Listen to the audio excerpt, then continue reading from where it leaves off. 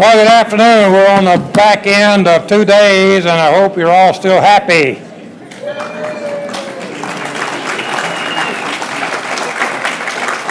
Okay. I think you are.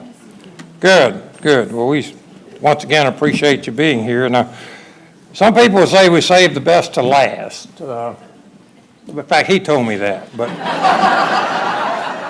not really, not really. We are very, very pleased to have Mark Penny back this year because he was here 2 years ago. I think so. Yeah, a couple years, 1 or 2, 3 years ago. And Mark has an incredibly toughening background.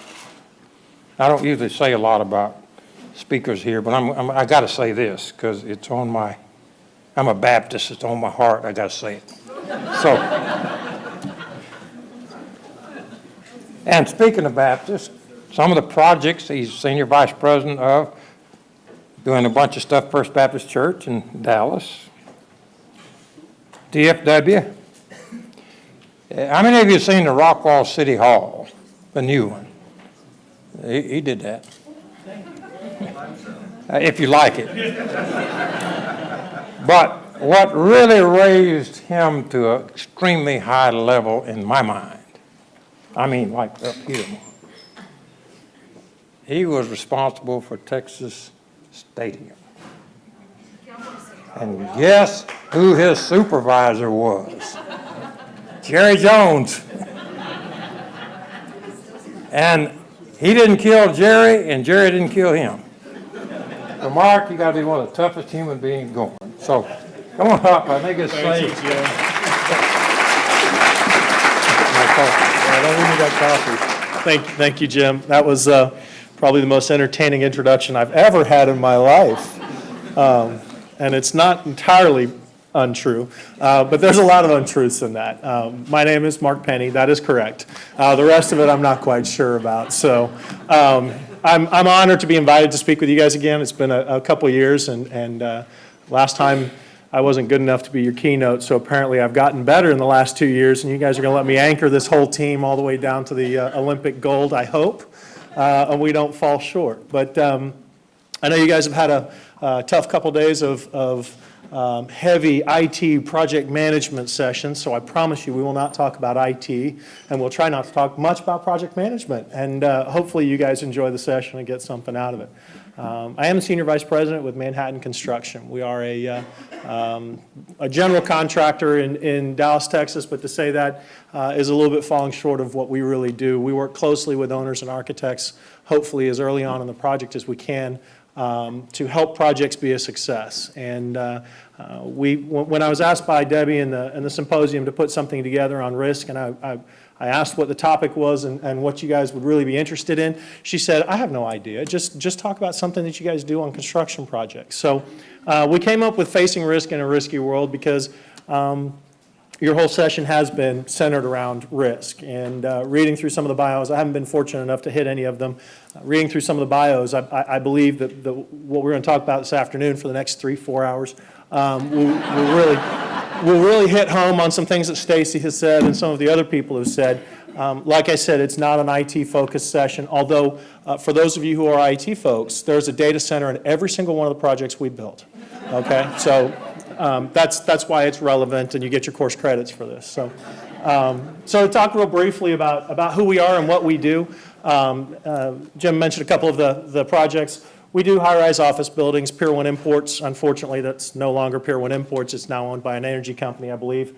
On the top right is UT Arlington's chemistry and physics building that we did for them. Prestonwood Baptist on the bottom. We've been working for Prestonwood for over 15 years. We've done every project on their campus in 15 years, over $125 million worth of work, and we're also building their Prosper campus. The top left, we built Reliant Stadium, home of the Houston Texans. Boo. On the top right, we also built the Rangers Stadium. Yay!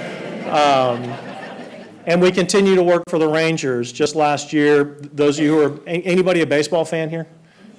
All right, so let's test. Anybody notice any changes to the ballpark for this season? Yes, ma'am.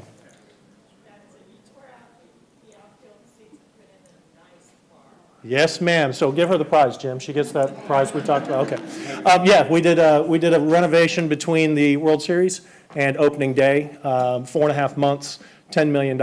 We tore up what they called the batter's eye, plus the kids' play area, plus the old architect's office. We put in a new kids area, and a series of clubs, and also moved all the warm-up areas for the pitchers. To make it a much better flow of area out there. They just had the need. They were apparently selling tickets, and people were going to games for the first time. They needed someplace to sell them concessions.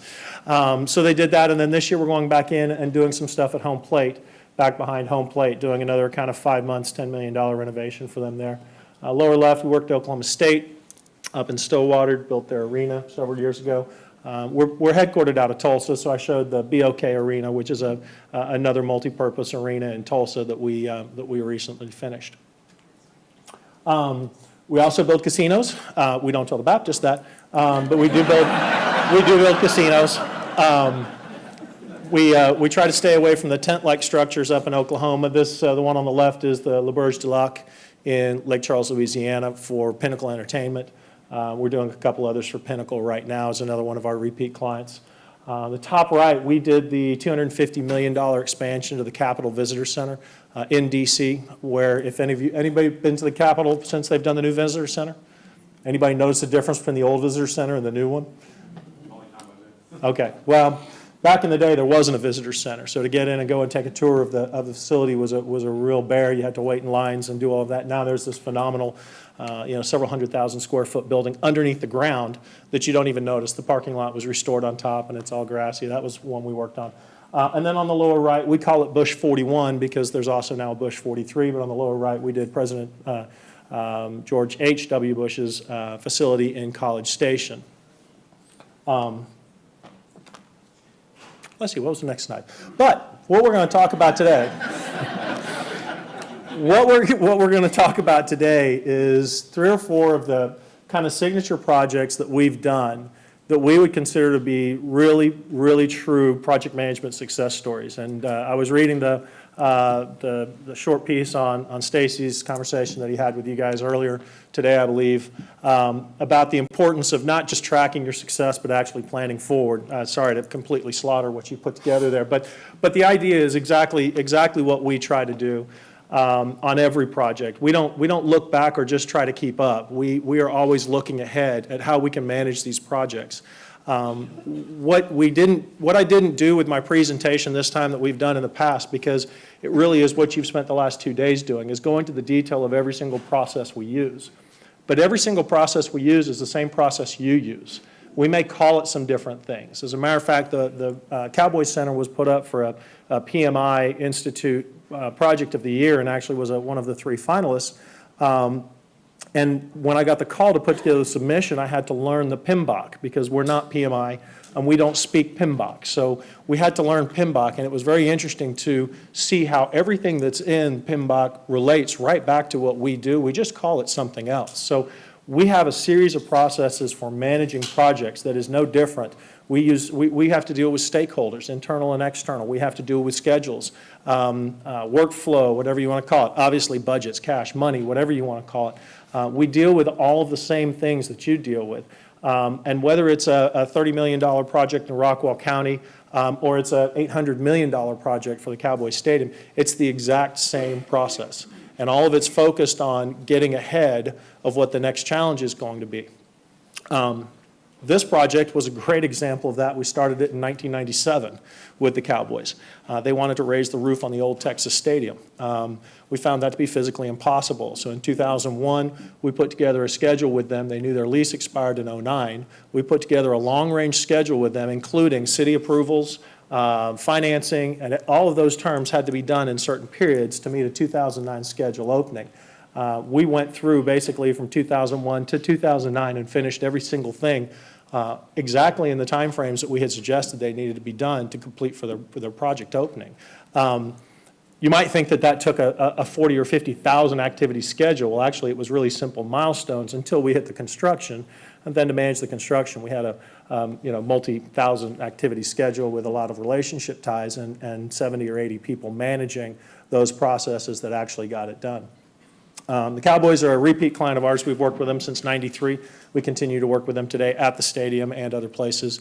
Another example of where we've shown them how if they can get a team on board that they work well with and they can understand and they can trust, there's no reason to continue to go out and hard bid or consider other players. Once you've established that good working relationship, the trust level, and we understand their organization. I know who runs their ticket sales. I know who runs their suite sales, and I know what their key points are. They're different than the guy who runs the retail store, and I know who he is, and I know who runs their football operations and who drives the truck in on Sundays to drop off the equipment, because we've met with every part of their organization, and we understand, and we'll talk more about their stakeholders, we understand their operation enough that they can trust us to come in and take good care of them. This was a phenomenal project, history-making. The world-renowned features of the Dallas Cowboys Stadium, as it says up on the sheet. The list here is short, but they are numerous. And it's, how many of you have taken a tour of the facility? Okay, how many of you have been to a game at the facility? How many of you can't stand the place? All right, y'all can leave now. It is a unique facility. It is not for everybody. It is not the best place for a football game in the world. Being a college football fan, I really like a little stadium down in Austin to watch football games at.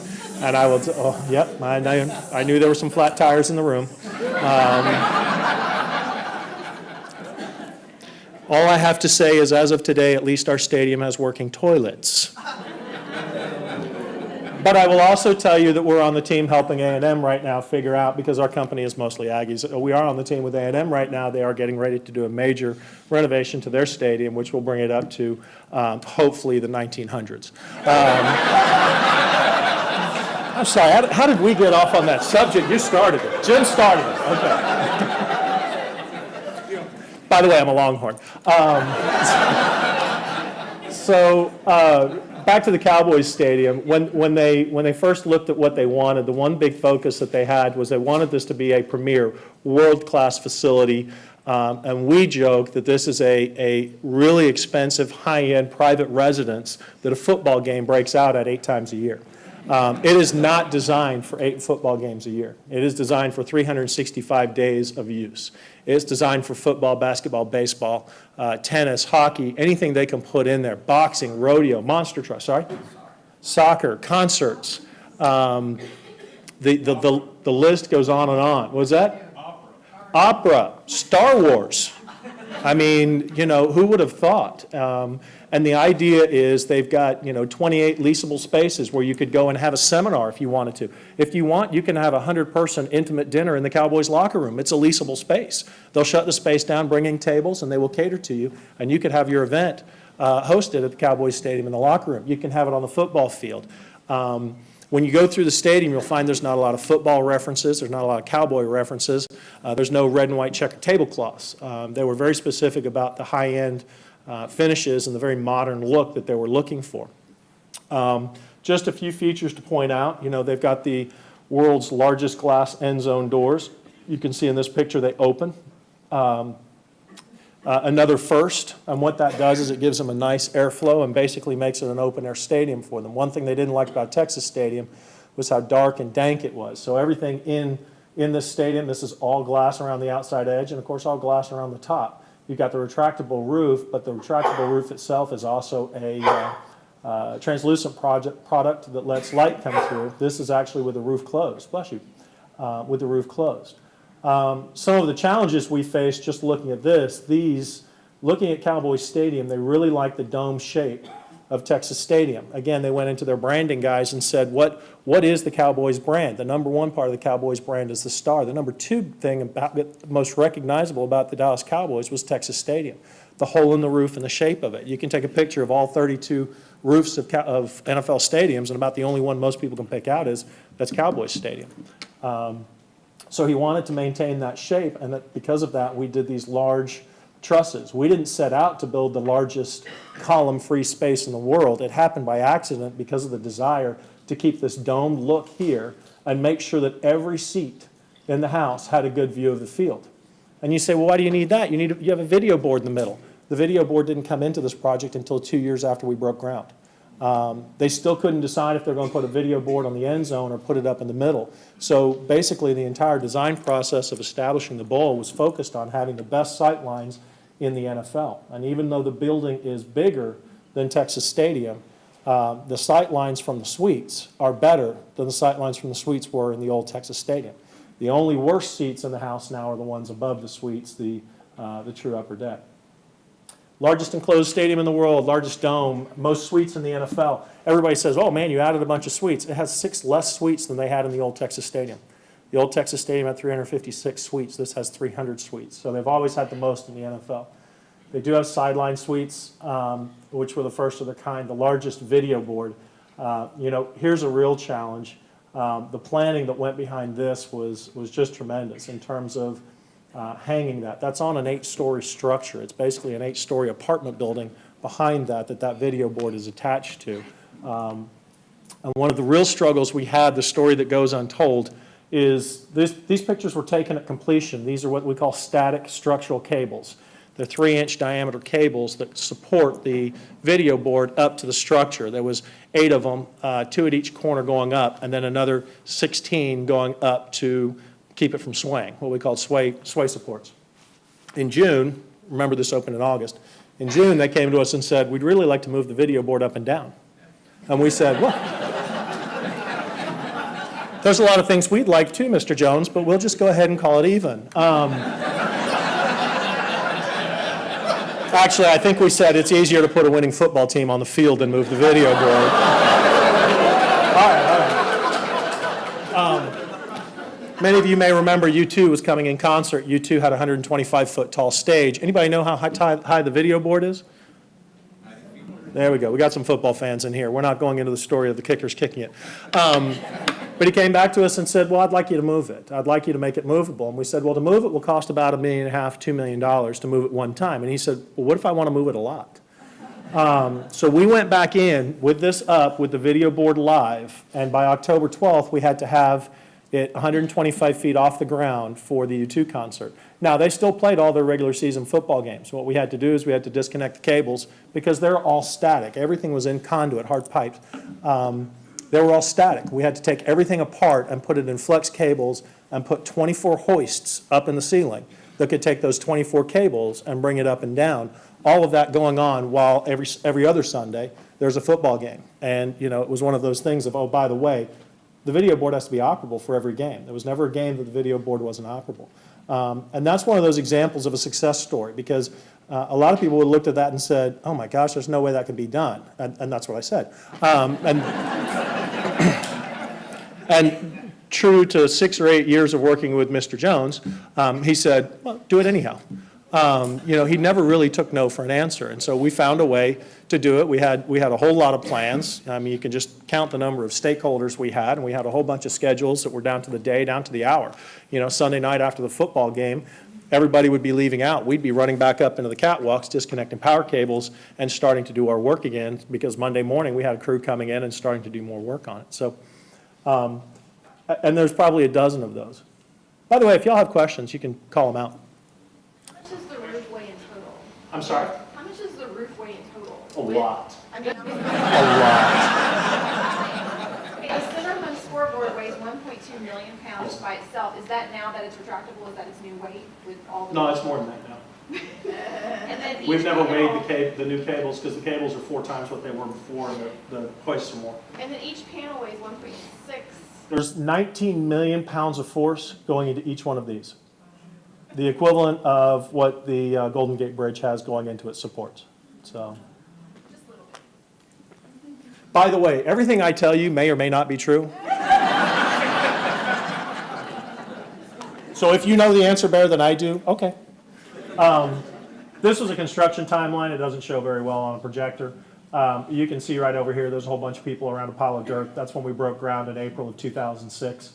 And then we finished in, there was a giant ribbon cutting and fireworks in May of 2009.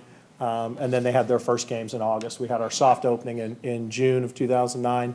And then made our way through the summer, moving them in and helping them get established for their first game. And they didn't miss a beat. What was our risk exposure on this? Other than the fact that it would have been our name dragged through the mud, they also hit us with a liquidated damages clause so that every day we were late was a certain amount. It was $5,000 a day. The first game was $150,000 if we missed the first game, preseason game. The first professional game was $1 million, and if we missed the entire season, it was a $9 million penalty against us, which was just more than what we got paid to do the entire job if we had hit LDs. So, With Mr. Jones, is this project one of the closest ones to having an unlimited budget? If he wanted it, he didn't care what it cost? if you have more unlimited budget than him, please come. We need to talk about it. No, not that we've ever experienced before. I mean, when we started the job, it was a $650 million job, and he was in for 50% of it, and it ended up being an $810 million job. And he picked up everything over 325. 325 is what the city of Arlington put in, and then the rest was Mr. Jones. He took a loan out from Bank of America. So, You said you started that in 2001. Was somebody who was negotiating with the city of Dallas still? oh yeah, we had established timeframes for the city to be chosen, and 2004 was our deadline to have a city chosen. And so in the summer of 2004, their negotiations with the city of Dallas ended. They started talking in August with Arlington. Arlington put it on a bond package vote, voted in November, and basically did what the city of Dallas couldn't do. Any city of Dallas employees in here, please? What the city of Dallas couldn't do in 5 years, Arlington did in 3 months. And then they also had a backup plan. If that didn't work, they had land in Irving, Las Colinas on the ponds there. But it would have been a smaller facility and probably not the retractable roof. So we had a series of different sites that we were budgeting and pricing, Fair Park, South Side by Lamar, on Lamar, and that kind of area. So that was all part of the analysis we did with them. Do you have different designs for the different cities, or sort of preliminary designs, or?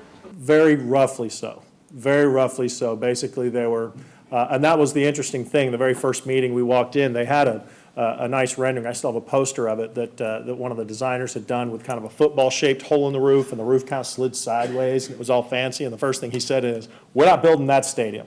Oh, okay. So the architect learned real quick who was driving the design on that, and that's when he came in and told us about the branding and the fact that it was the most recognized brand in the world. I have a question about, I'm sure you remember very clearly, the seating debacle of the Super Bowl. Yeah. Was it ever in the design to actually construct perhaps seats there, or was that? Oh, yes. Yeah, that's why the end zones are open. Very quickly, the rule in the NFL is you have to sell out every single seat or you lose your TV rights.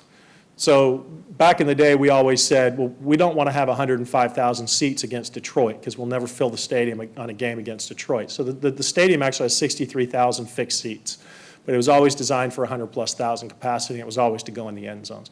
What happened is that the person who actually put the numbers together on how many they could fit in the end zone had not taken into consideration cross aisles and stairways. So when they did that, it ate up a whole bunch of seats. Well, then they decided to start putting those other places, and they ran out of time. They had not had enough time to coordinate with the fire marshal, so the fire marshal said you can't start. Then the installer had a problem. We got a phone call on Friday night asking if we could help, and Saturday we sent 45 people out there because their seat guy walked off the job. He was so frustrated with the process, he walked off the job. So there was actually about 5,000 seats that were not available, and we got that number down to about 1,000 seats at the end of the day. Yeah, that was a real mess, and that was an example of one place where they didn't use us for the planning, where I wish they really had, because I think we hopefully would have caught the error sooner. But when we were done, they started taking on the Super Bowl with the Super Bowl committee, not so much through the Joneses, more through the committee. And that's why at the end of the day, I think that the lawsuits are against the Super Bowl, not against the Cowboys. This was one of the risks we faced in building it. There's 17 cranes up in the air there, all around the stadium. And every single one of the large tower cranes crosses over each other. We had that situation for just over 6 months. We had an on-site, an on-the-ground airspace coordinator, a guy who sat in the middle of the floor and just watched the cranes all day long with a radio in his hand, making sure that no cranes hit each other. And through that time frame, we never had a single incident. We call it our forest of cranes. How does weather play with your risk planning? For those of you who don't think that Jerry Jones has a connection to God, I can prove he does. We started a construction project in April of 2006, and we started digging 50 feet down, and we dug until September, and it didn't rain a single day. And then the next summer, it rained like you wouldn't believe. But we were already out of the ground, so it didn't matter. We didn't lose a single day due to weather. Yes, sir. I worked for two of your sub-vendors, AT&T and also for Encore. Were you there the day the garage door came down on Jerry's car as he was driving out? Yes. And I'm still employed. I'd love to say that was planned, but it wasn't. Didn't he go over emergency procedures after that a lot? Yeah, that was something like that. You know, one of the big things is building this thing, and I won't even go to the number of changes we accommodated and all of the things that went on, but basically what this shows us is how we ended up ramping up at the end. This is not the way we had planned to do the job. We planned on doing the job with a nice little bump and then coming back down and tailing off, but the job got terribly behind because of design changes and revisions and the increase to the job. At the end of the day, we had over 2,200 per day working on there. And the thing that's not shown on this graph is the last 4 months of the job, the average worker was working 240 hours a month. Sit and chew on that. The average was 240 a month. There they are. You know, this was an example of what Jerry can do for people. Jerry came out to this thing and he was supposed to give a 5-minute speech. We had 2,200 people here having lunch. It was our topping out ceremony. He was supposed to come out and give a 5-minute speech, thank you guys, and then leave. He got so emotional and passionate by having all these guys out there. He stayed for 2.5 hours and missed an interview because he made sure that every single person got some sort of autograph on their hard hats, on their jerseys, on something. He stood up on a podium and literally just autographed for 2.5 hours and, like I said, missed a scheduled appointment he had. We had materials from around the world. And that's just the only way to say it. Around the world, they wanted Italian limestone or Italian marbles and granites. But we even had, you know, materials from around the country. There was no way to build this thing with local materials or anything that was readily available purely because of the volume of what we needed. So we had a full management plan basically on material procurement. Every single piece of material was tracked from when we needed it to when the approval was needed. And of course, a lot of those approvals had to go through Mr. and Mrs. Jones or Charlotte Jones Anderson, their daughter, or one of the other stakeholders involved. Speaking of which, these were the stakeholders we coordinated directly with. Again, we are such a position with the Cowboys of trust that they were able to allow us to deal directly with their staff. We didn't have committees and committees and committees and committees. We just went direct to each team. If there was a conflict between retail and suite sales, we'd get them in the room and talk about it. If they couldn't resolve it, Jerry would come in and make the decision, and the decision was final.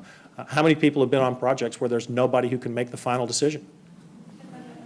How successful is that? So when we talk about needing a GM and an assistant coach and a head coach, an offensive coordinator, a defensive coordinator, the one thing I can say is when there's only one guy, you know where the decision's coming from. And there was never any question at the end of the day. If he said, we're doing it this way, we're done. We would move on and go do it the way he had directed. And he was very good about making timely decisions. We would tell him when we need him.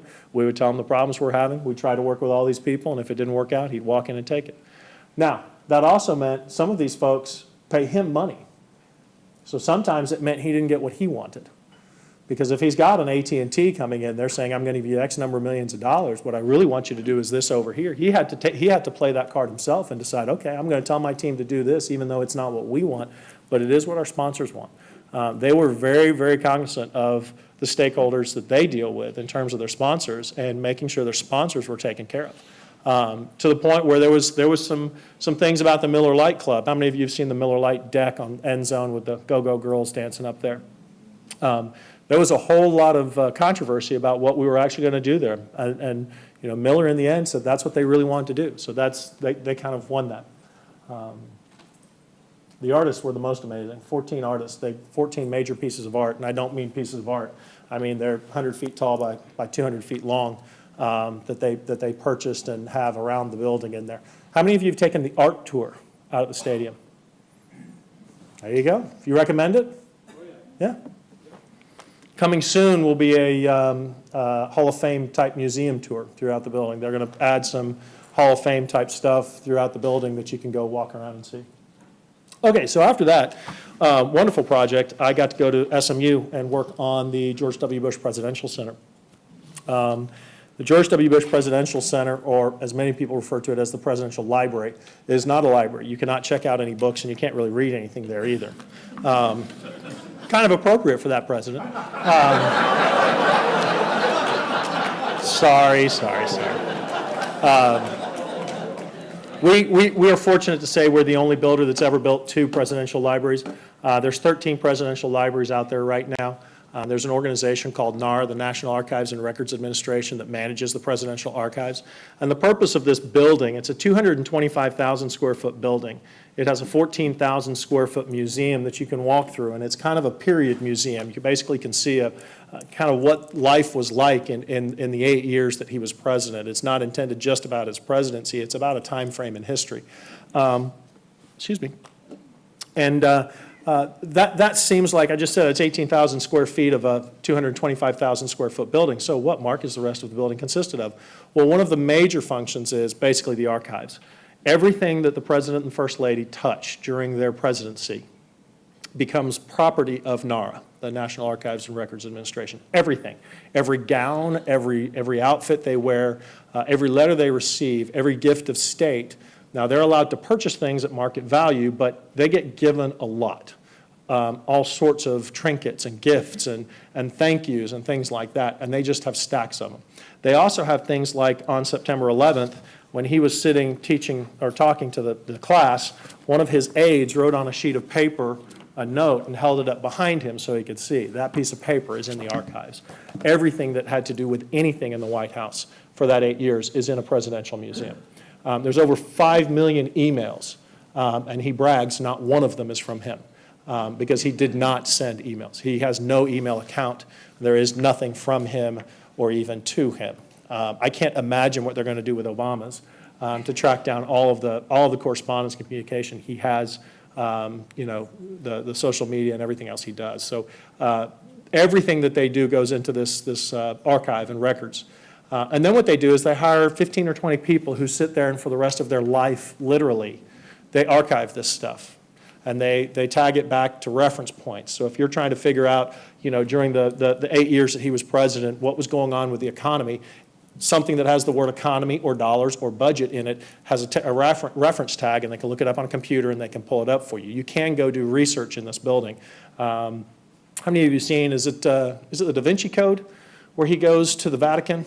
And he goes down to the area down there, and he says, I've been trying to get in here for years. I wanted to do some research on. It's that kind of thing. They have a fully sealed, contained area. It's not nearly as pretty with glass walls and revolving doors. It's pretty hardened stuff down there where they basically have every single thing archived from. And you can go and do research. Those 2 spaces, the museum and the archives, take up about half of the building. The second half of the building is the George W. Bush Presidential Institute. And the Institute is the kind of the extension of the efforts that he and the former First Lady had put in place when they were in office. Things like freeing the Afghan women, No Child Left Behind, all of those different initiatives that they started, they are continuing to carry out through the George W. Bush Presidential Institute. So at the end of his 8 years, the things he put in place that Obama or the next administration does not choose to continue forward, he's going to continue forward with those. And they have an institute with fellows and kind of higher thinking think tank areas. They also have a 350-seat auditorium where they can do functions like this. So I'm thinking maybe next year that's where you guys will host this. I don't know. Maybe I'll come speak again. I don't know. We'll see how today goes. This is all privately funded, 100% through donations. The national, the foundation. The stakeholders for this, there are quite a few of them. The Republican National Convention, the Democratic National Convention, who is trying to, in every move they can, undermine the Republican National Convention. We have stories where we were chasing a certain certification, but then the Democrats found out that that's what we were chasing, so the Republicans said, well, we have to have a higher one now because the Democrats are going to do theirs to that level, so we have to be better than them, and it was a ridiculous deal. Obviously, it's on SMU's campus. It's SMU's property. They're a stakeholder. They're the landlord. City of University Park. NARA is the big stakeholder. They have an endowment calculation. A portion of the building is operated by them. They have a requirement for hardened, blast-proof walls, waterproof building all the way around. So our building, actually half the building is completely blast-proof and what they call progressive collapse. You can't take a column out and knock the building down. The other half of the building will just fall down. Then, of course, you have the CIA. We've dealt directly with the CIA on several areas. One, in the archival area, there's a sensitive security area for the archives. And then also, the third floor of this is the presidential suite, where they have a dining area, a large living reception area, and two kind of ceremonial offices for the former president, first lady. And of course, the CIA, or the Secret Service, had input on that because across the street's a parking garage both ways. So they were concerned about snipers and people having access. This is a 15-acre park that we're building. This is designed by a very high-end landscape architect. This is all sustainable Texas wildflowers. Let me see what I've done. Let's see, this is the southern end of the building. This is all parkland. We're building natural stone seeps. The idea here is there's no drains, no stormwater runoff. It all kind of seeps in down into the ground and hits a French drain, and then it comes back out in what looks like a natural Texas creek. And as it comes out into the creek, it literally seeps out because it just kind of makes its way through gravel. This is the kind of stuff nobody builds anywhere. This campus here actually has a little bit of this going on in your new entrance that they built. PWP, the landscape architect who did your entrance, did something that's probably closest to what we're doing here, but there's nothing like this in Texas or in most of the world. They're trying to recreate a southern Texas plain here using highly engineered soils. And I don't know if you guys realize that you can engineer dirt, but we can engineer dirt. The dirt here is designed to grow grass up and drain water down. If it doesn't drain the water fast enough, it'll flood. And if it drains it too fast, the grass won't grow. So there's literally engineering behind the soils. It took us 9 months to find the dirt mix, this part plus this part plus this part plus this part plus this part put together that actually works. So the south end is what they call the prairie. The north end, and this will be the main entrance where you come in, has a large tower coming up. It's the Freedom Tower. Most of his stuff is focused on freedom. And you have a nice large stone entry. It's all done in natural red brick and Texas limestone. So it's a very, very nice, very traditional building. The building's built for 100+ years, which is not normal. Buildings like this, most buildings are not built for more than about a 20-year, 30-year lifespan. It's kind of sad. This building is built like an old traditional building. It's built to be there forever. And as you walk through the building, it's already now in a state where you can start to feel, it just feels very, very old and very, very stately. And it feels like you're in D.C. walking through one of the old historic buildings that's been there forever. It doesn't feel modern at all. It's not going to be dated. Quite a jump from, that, which probably looks like that's its time. And it's, 20, 30 years from now, it'll look totally outdated. This one won't be that way at all. We are getting close to being done. We're supposed to turn the building over in November. So you can see here kind of the entrance with the hand-carved letters. There's a guy who comes out and literally hand-carves those with hand tools. Wonderful guy. We have a whole lot of areas in this building that are done with a lot of hand craftsmanship, a lot of old world craftsmanship, a lot of detail that most people aren't used to doing anymore. And it's been a real challenge for our trades to learn how to do the craftsmanship that's expected from this design. This is inside the tower, and the reason I show you this is twofold. One, and those of you who have heard my speech before about cowboys, we've talked about this before in terms of woodwork. This is what we call book-matched veneer. This is all pecan, and if you take a look at it, the grain continues all the way through every single piece, and then it comes back and the grain continues here. This means that we have to go out to the company that cuts down the pecan trees, and they slice what they call flitches, and we have to take a look at the flitches. We have to decide if we like it, and then when we take that, and that becomes a certain piece of wood. And then they have to go cut the shapes out of it that they want. They can't just go get a bulk lot of wood, start cutting pieces and say, okay, this one fits here, that'll be fine. They actually have to take every single slice of the wood that they take out, and they have to line it out as to where it's going to go in the building. And almost the entire building is pecan wood trim and white limestone. The other thing that's kind of hard to see, and it's really difficult, but I've been fortunate. I've been since 2000, every single job I've done has a really expensive video board in it. I thought maybe a presidential library wouldn't have one, and then they went and put one in here. When you walk in, and it's hard to get a photo, but when you walk into the grand entry kind of ticket area, you'll walk into Freedom Tower and you'll see this giant, or Freedom Hall, you'll see this giant tower going up above you, and that's the tower going up. Around the sides of it, at about 15 feet all the way around, will be an extremely high-resolution LED video board. And the idea of that video board is it'll be a digital canvas. And the sample we use is, if those of you who know the painting of George Washington crossing the Potomac, where he's on the boat and it's snowing and there's white caps and he looks like, so that may be up on this canvas that's around the top of you, this video board. And you'll look at it and think, yeah, it's Washington crossing the Potomac. But if you stand still long enough, you might realize it's actually moving slowly and carefully across. But it's going to look like he's moving on canvas, and it's going to give you kind of that mindset of, wait a minute, that's canvas. How can that be moving? Is it scrolling? No. And it's a video board. For those of you who are really into that kind of stuff, if you go look up Comcast, the Comcast Center in Philadelphia has a video board in their lobby, which is very similar to what this one is. High resolution, and then they do a Christmas program. And the Christmas program is so phenomenal on this video board in a high-rise building lobby. People go from miles around to go sit there for 45 minutes and watch this Christmas show. Go to YouTube, those of you who know how to use YouTube. Go to YouTube, look up Comcast Christmas show, and you'll see that what they can actually do is they can take the video board and make it look like wood paneling. So if they want to, they can make it look like wood paneling. You'll walk in the room and go, man, this is a beautiful wood room, not realizing that 20 feet tall by 40 feet wide is pure video board, pure LED. The idea is for the entry, 9 to 5 when it's open for the museum, it can be kind of an introductory area. From 7 till 10, they can use it as a reception hall. They can put 80 people in dining room chairs. They can have a really nice formal reception, and of course have a football game going up on the video board. No football games.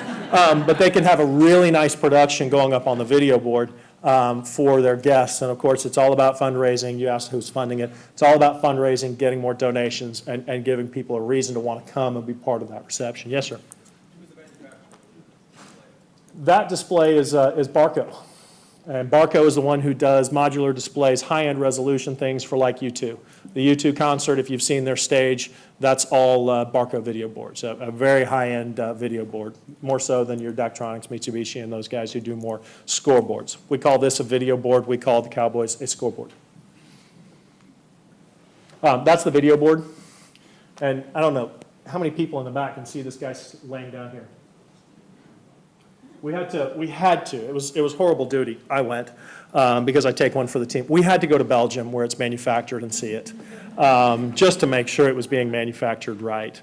One of the funny things they did, and this is an example of not good planning, you had to have a look at the video board to make sure you didn't lose pixelation at 70 degrees. So they wanted to make sure that if you were walking underneath it, it didn't disappear until you were right underneath it.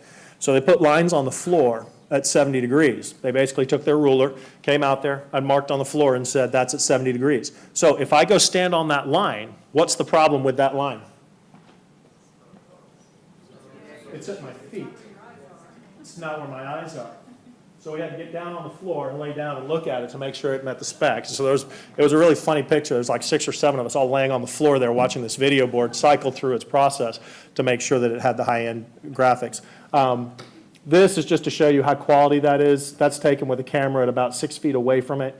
Although you can see slight pixelation, and that's because it's a digital camera picking up a digital image. It'll do it more than your eyes do. If you were standing there without the camera, you can't even see that this is an LED pixelized board. To give you an example, these pixels are 4 millimeters apart. The ones at the Cowboys Stadium are 22 millimeters apart. So the tightness and spacing of these makes it so that your eye blends it. And they have a blending distance, and the blending distance on this one's like 5 feet away. Blending distance on the Cowboys is like 150 feet away, but you'll never get that close to it. So, Do those have a 100-year life? 100,000 hours. 100,000 burning hours, and that's it. So no.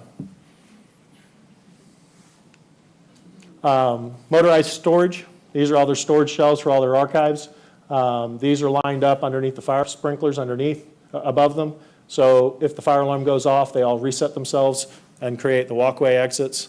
A really cool system. These are about 15 feet tall. They're on track rails, move around. Again, having to plan the sprinkler systems and the control system to make them work. He does come out to the job, and so does she, but very rarely. You can see in this one, this is one of the struggles of working with stakeholders who are as important as they are.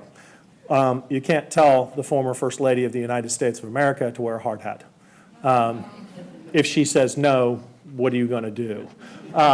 He was the ruler of the free nation, free world, right? So you're going to say, by the way, sir, you're going to have to put a hard hat on. So what we actually did on this slide shows about 5 different things to talk about in terms of this project and the complexity of it. One is the fact they won't wear hard hat safety glasses. 2, they like to bring out their wealthy friends and use it as a kind of an additional way to get donations. So one of those people there is Harlan Crow. 3, these guys in the back are Secret Service.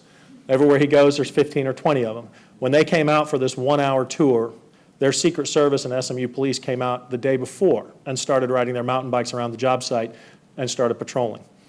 5, the really cool part about this exhibit is a piece of steel from the Twin Towers.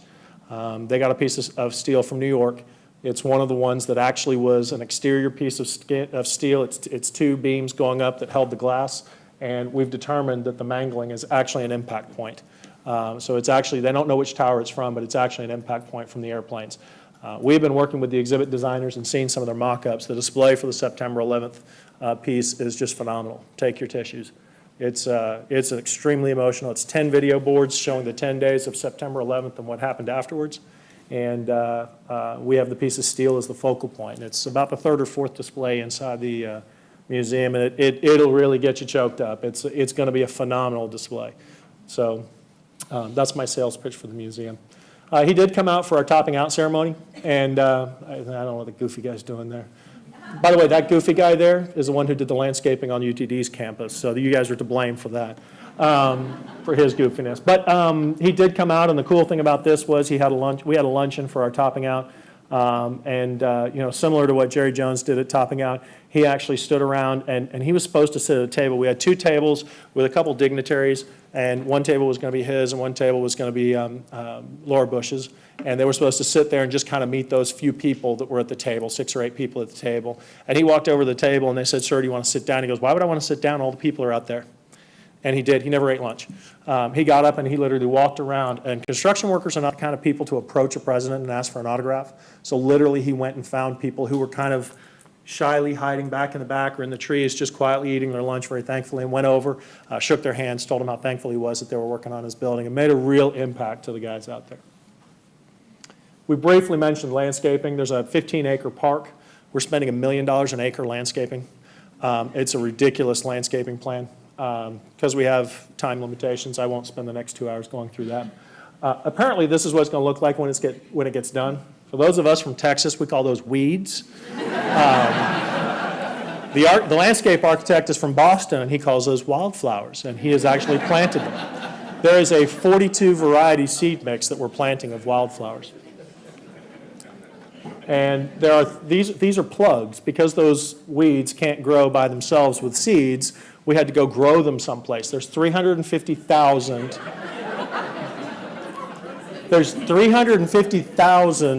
plugs that have to be hand put in with a teaspoon.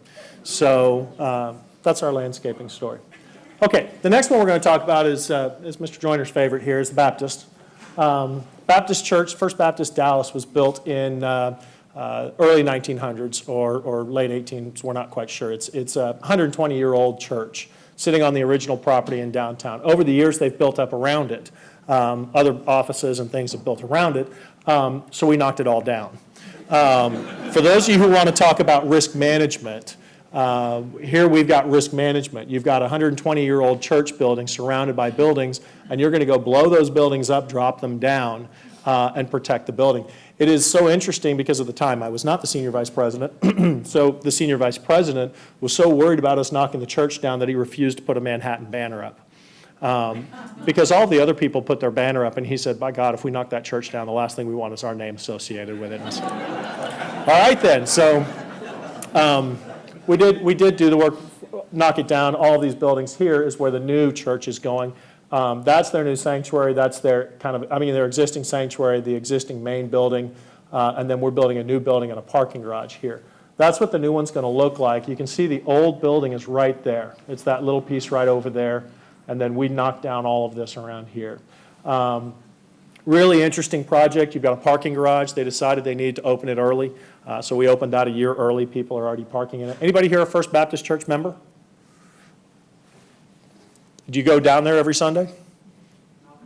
Yeah, I was going to say, I don't know if you park in the garage or not. It's got this curved glass shape and a drum, a metal-clad drum. There's a lot of complexities to this job, but I'm going to save them for next year, so that you guys have to invite me back. It's, you know, we've talked about the former president and Jerry Jones, and now we're going to talk about a Baptist pastor who's an extremely powerful Baptist pastor in the Dallas community. The mayor of Dallas also goes to this church, as do a whole lot of other important people. This is a very important project, and the stakeholders are a whole nother level in terms of who we have to be dealing with. So.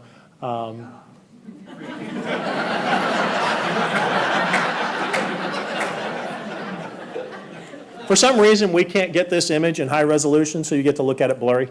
But the idea of the new sanctuary is it's going to have this massive video board going across there. It's going to have a kind of a choir pit there that moves up and down, and the choir disappears, and then they come back up.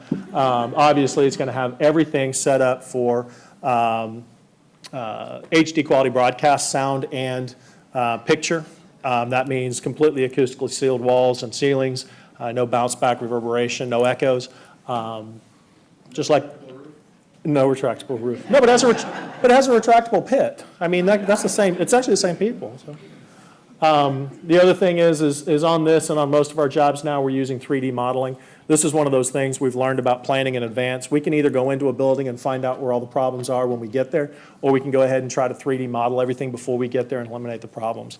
The cost of doing the modeling is about 1/10 of what it costs us to fix it in the field, and that doesn't even account for the time delay that it causes us. So, like I said, we spend an hour just talking about that. Okay, so then the last one I'll talk about, because I have 10 minutes, right? We got airport people here? Oh, no. All right, so the end. Let's get to questions. Okay, so do you actually work for DFW, or do I have to be really careful here? No. Okay, all right, I'll be me then. All right. We love DFW Airport. We do. Right now, our project out there, we're half of the program. DFW is doing a $1.6 billion terminal replacement or terminal renovation and improvement project. We formed a joint venture with a couple other contractors. You want to talk about really working on your processes. When you go and you take 3 other contractors, we are the Manhattan. Our company name is MBJ3, Manhattan, Thomas S. Byrne, JRT Construction, and 3I Construction. When you take 4 companies and start putting all of their people together and trying to manage the project, the only thing you can rely on is processes. And out of the team, we obviously had the most established. We're the largest of the team members for sure. The most established processes and procedures. Even those had to be twisted and tweaked. But if we didn't have something to start with, this would have been a real difficult process for us. The airport obviously has their processes and procedures, so we did have to learn and incorporate those into our system as well. This is the organizational structure of our team just for the pre-construction, i.e. the part we do before we actually start working. And I show you this to show you the complexity. The different color boxes shows you which employer they work for. So we've got blue for Manhattan, white for Byrne, orange for 3I, and kind of pinkish for JRT. But you can see just on one team how many different companies are interacting.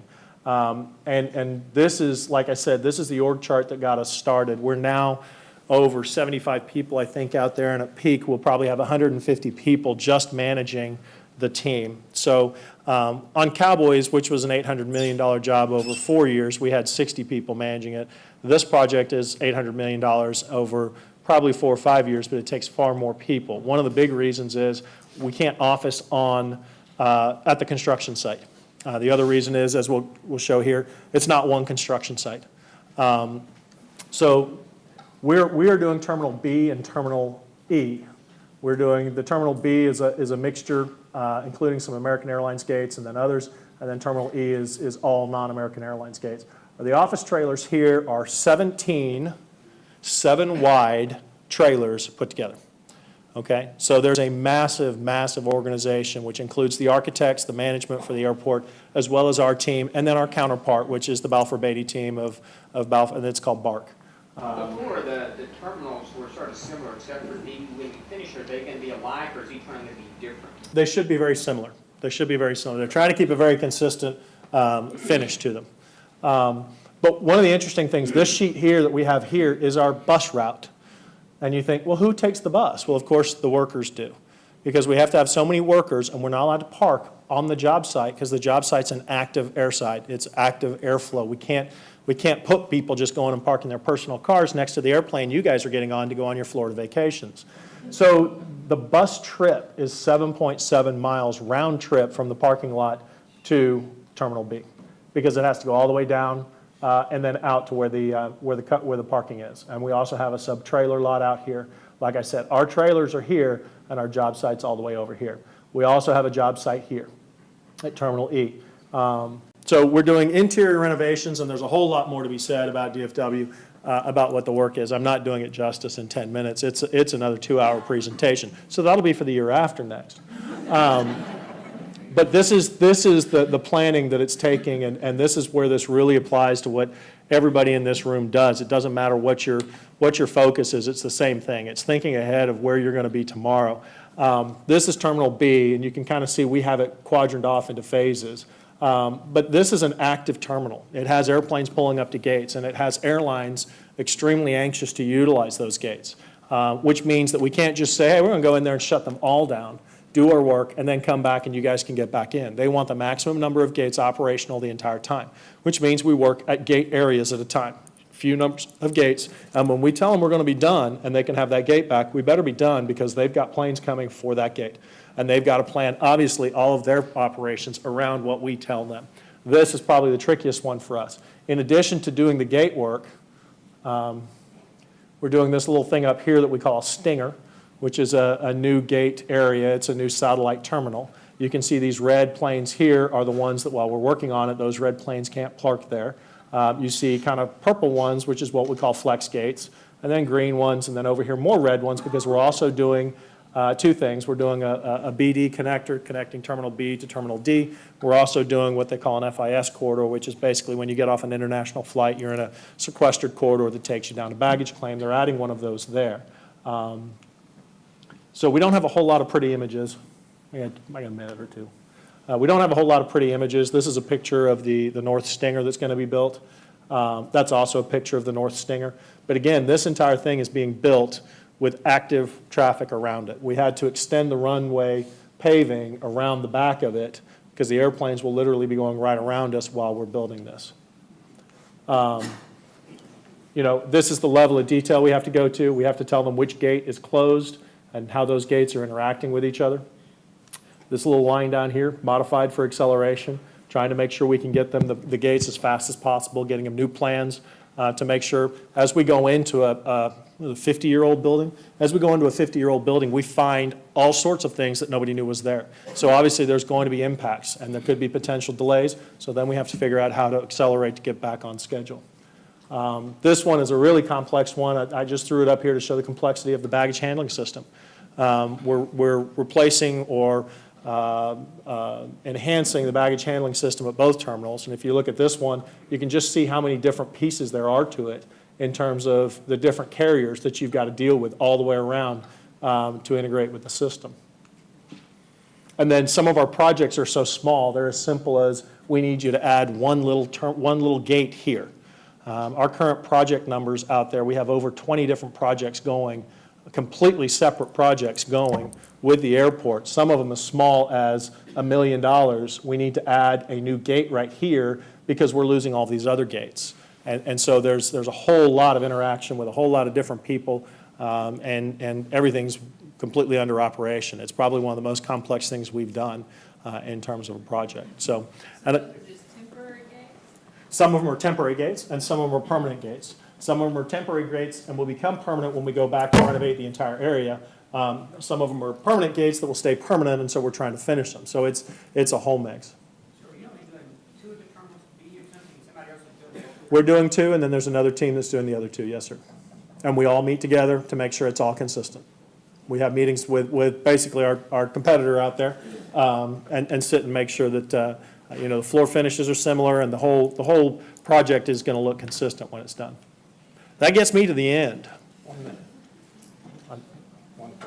Oh, yes, sir. One question, so let me pick, no. Yes, ma'am. I just had a question about the baseball stadium that you guys did. I moved here from Baltimore, and it looks exactly like Camden Yards except that the wall.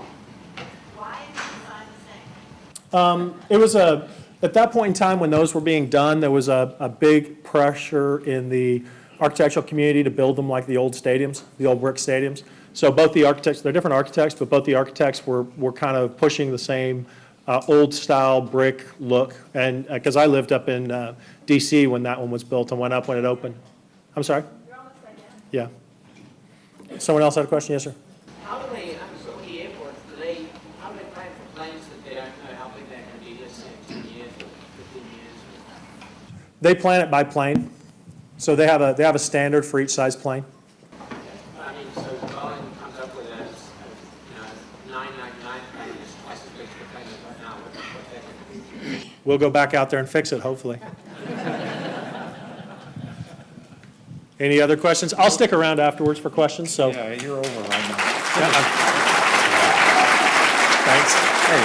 Thank you. You know, you're a civil engineer, but you lead the life as exciting as a jet test pilot. That's incredible. So, you may not remember, but when you were here 2 years ago, we had lowball glasses. And do you remember what I suggested? Drink vodka? No. I suggested that when you go have a drink with Jerry Jones, you take it so he can't charge you rent on his glass. All right? Now, these are wine glasses. Let me suggest you not take them to First Baptist Church when you go visit. Thank you so much. Thank you.